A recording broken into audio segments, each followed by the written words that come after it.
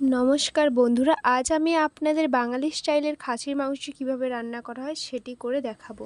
এর জন্য আমাদের লাগবে পেঁয়াজ, আলু, রসুন, আদা, সরষের তেল, গরম মশলা, গোটা জিরে, শুকনো লঙ্কা ও টমেটো।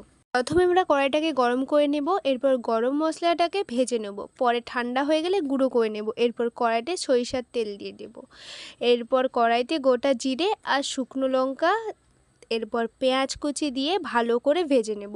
এরপর লবণ দিয়ে দেব, তারপর আদা ও রসুন বাটা ভালো করে কষিয়ে নেব। একটা বাটিতে হলুদ ও লঙ্কা গুঁড়োকে গুলিয়ে নেব জল দিয়ে।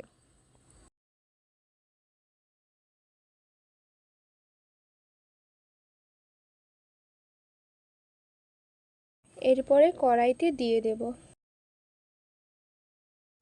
এরপর ভালো করে কষিয়ে নিতে হবে। জিরে ও ধনে গুঁড়ো এরপরে দিয়ে ভালো করে কষবো।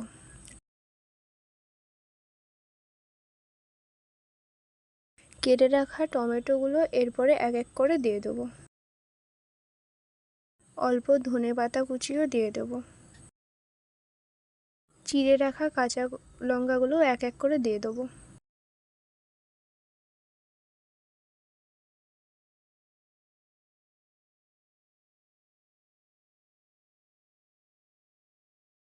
এরপর ভালো করে আবারও কষিয়ে নেব। কষানো হয়ে গেলে মাংসগুলোকে এবারে দিয়ে দেবো।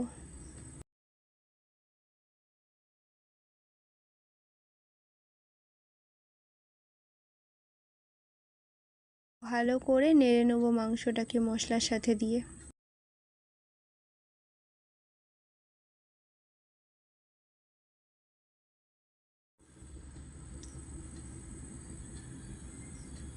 এরপর জল দিয়ে কষিয়ে নেব, সাথে অল্প ধনেপাতা দিয়ে ঢাকনা দিয়ে দেবো। এরপর ঢাকনা খুলে আবার একটু নাড়বো যতক্ষণ না শুকনো শুকনো হচ্ছে।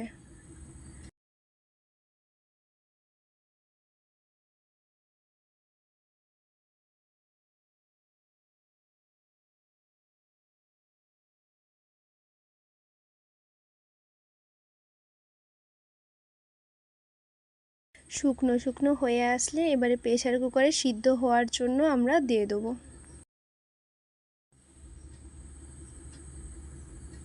প্রেসার কুকারে মাংসগুলো দেওয়ার পরে আলুগুলোকে এক এক করে দিয়ে দেব। এরপর পরিমাণ মতো জল দিয়ে দেব।